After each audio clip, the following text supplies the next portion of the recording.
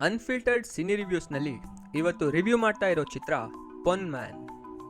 ಪೊನ್ಮ್ಯಾನ್ ಅಂದರೆ ಮಲಯಾಳಂನಲ್ಲಿ gold man ಅಂತ. ಈ ಮಲಯಾಳಂ ಚಿತ್ರ ಹಾಟ್ಸ್ಟಾರ್ನಲ್ಲಿ ಒಳ್ಳೆ ಕನ್ನಡ ಡಬ್ಬಿಂಗ್ ಜೊತೆ ನೋಡಿದೆ, ತುಂಬ ಇಷ್ಟ ಆಯಿತು. ಈ ಫಿಲಮ್ನ ಡೈರೆಕ್ಟರ್ ಜ್ಯೋತಿ ಶಂಕರ್. ಮೊದಲನೇ ಡೈರೆಕ್ಷನ್ ಇವರದ್ದು. ಆದರೆ ಮುಂಚೆ ಇವರು ಕುಂಬಳಂಗಿ ನೈಟ್ಸ್ ಮತ್ತು ಆಂಡ್ರಾಯ್ಡ್ ಕುಂಜಪ್ಪನ್ ಅಂತಹ ಅದ್ಭುತ ಪ್ರಾಜೆಕ್ಟ್ಸ್ ಮೇಲೆ ವರ್ಕ್ ಮಾಡಿದ್ದಾರೆ. ಮತ್ತು ಮೇನ್ ರೋಲಲ್ಲಿ ಬಾಸಿಲ್ ಜೋಸೆಫ್ ಇದ್ದಾರೆ. ಅವರ ಹಿಂದಿನ ಮೂವಿ ಸೂಕ್ಷ್ಮದರ್ಶಿನಿ ಕೂಡ ಬಹಳ ಚೆನ್ನಾಗಿತ್ತು. ಫಹದ್ ಫಾಸಿಲ್ ಜೊತೆ ಬಾಸಿಲ್ ಜೋಸೆಫ್ ಕೂಡ ನನ್ನ ಫೇವರೆಟ್ ಮಲಯಾಳಂ ಆ್ಯಕ್ಟರ್ ಆಗಿಬಿಟ್ಟಿದ್ದಾರೆ.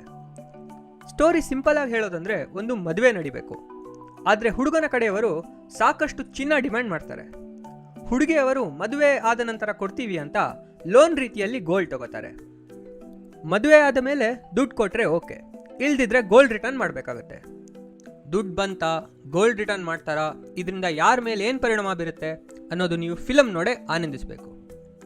ಕೊಲ್ಲಂ ಸುತ್ತಮುತ್ತ ಕೇರಳದ ಬ್ಯಾಕ್ ವಾಟರ್ಸ್ನಲ್ಲಿ ನಡೆಯುವ ಈ ಕತೆ ನದಿಯಂತೆ ಅನಿರೀಕ್ಷಿತವಾಗಿ ಹರಿಯುತ್ತದೆ.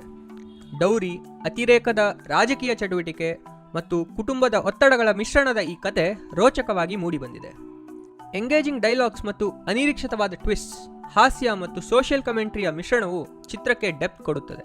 ಈ ಚಿತ್ರ ಕೇವಲ ಮನರಂಜನೆ ನೀಡುವುದಲ್ಲದೆ ಅದನ್ನು ನೋಡಿದ ಮೇಲೂ ನಿಜಕ್ಕೂ ಯೋಚನೆ ಮಾಡುವಂತೆ ಮಾಡುತ್ತದೆ.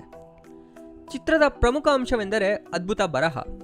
ಇದು ಪಾತ್ರಗಳನ್ನು ಬ್ಲ್ಯಾಕ್ ಆ್ಯಂಡ್ ವೈಟ್ ಮಾಡದೆ ಕಾಂಪ್ಲೆಕ್ಸ್ ಶೇಡನ್ನು ನೀಡುತ್ತದೆ. ಉದಾಹರಣೆಗೆ, ಆರಂಭದಲ್ಲಿ ನೀವು ನೆಗೆಟಿವ್ ಅಂದುಕೊಳ್ಳುವ ಕ್ಯಾರೆಕ್ಟರ್ನ ಇಂಟೆನ್ಷನ್ ಮತ್ತು ವಲ್ನರಬಿಲಿಟಿ ಬಗ್ಗೆ ತಿಳಿದುಕೊಂಡಾಗ ಅವರ ಬಗ್ಗೆ ಸಿಂಪತಿ ಬರುತ್ತೆ.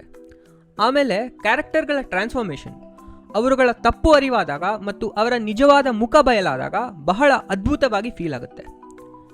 ಚಿತ್ರದ ಮುಖ್ಯ ಆಕರ್ಷಣೆ ಈ ಚಿತ್ರದ ಥೀಮ್, ದೈಹಿಕ ಶಕ್ತಿ ಮತ್ತು ಮಾನಸಿಕ ಚಾತುರ್ಯದ ನಡುವಿನ ಸಂಘರ್ಷ ಮತ್ತು ತೋರಿಕೆಯಲ್ಲಿ ಶಕ್ತಿಶಾಲಿ ಮತ್ತು ದುರ್ಬಲರ ನಡುವಿನ ಹೋರಾಟ.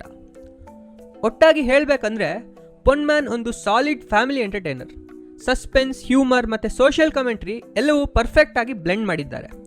ಡೈರೆಕ್ಷನ್, ಪರ್ಫಾರ್ಮೆನ್ಸ್ ಮತ್ತು ಸ್ಟೋರಿ ಎಲ್ಲವೂ ಪರ್ಫೆಕ್ಟ್ ಆಗಿದೆ. ಪ್ರೆಡಿಕ್ಟಬಲ್ ಎಲಿಮೆಂಟ್ಸ್ ಇದ್ರೂ ಕೂಡ ಅನ್ಎಕ್ಸ್ಪೆಕ್ಟೆಡ್ ಟ್ವಿಸ್ಟ್ ಮತ್ತು ಕ್ಯಾರೆಕ್ಟರ್ ಡೆವಲಪ್ಮೆಂಟ್ಸಿಂದ ಸರ್ಪ್ರೈಸಿಂಗ್ ಮತ್ತು ಎಂಗೇಜಿಂಗ್ ಆಗಿ ಇದೆ. ಮೂವಿ ಮುಗಿದ ಮೇಲೂ ಇದು ನೆನಪಲ್ಲಿ ಉಳಿಯುವುದು ಖಂಡಿತ.